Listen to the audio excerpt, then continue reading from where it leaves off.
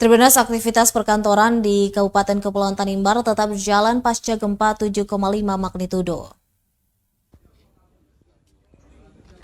Aktivitas perkantoran di Kabupaten Kepulauan Tanimbar tetap berjalan pasca gempa 7,5 magnitudo yang terjadi pada Selasa 10 Januari 2023 lalu. Penjabat Bupati Kabupaten Kepulauan Tanimbar, Daniel Inde, mengatakan tak ada edaran ataupun kebijakan libur kerja yang dikeluarkan pemerintah, sehingga aktivitas perkantoran tetap berjalan seperti biasa. Meski demikian, pemerintah daerah memberikan kelonggaran di hari terjadinya gempa mengingat situasi panik dan antisipasi lainnya. Sementara itu, sebelumnya para orang tua siswa di Kabupaten Kepulauan Tanimbar masih merasa trauma dan tidak mengizinkan anak mereka bersekolah meski tidak ada libur.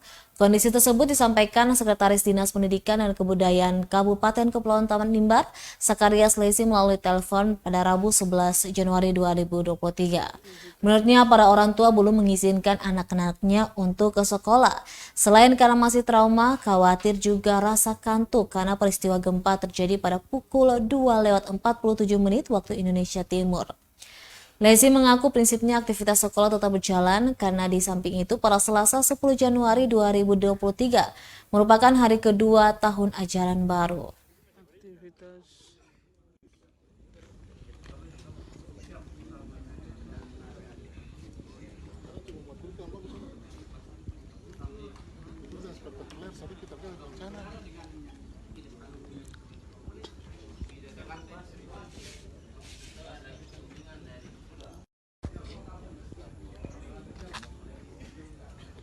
Aktivitas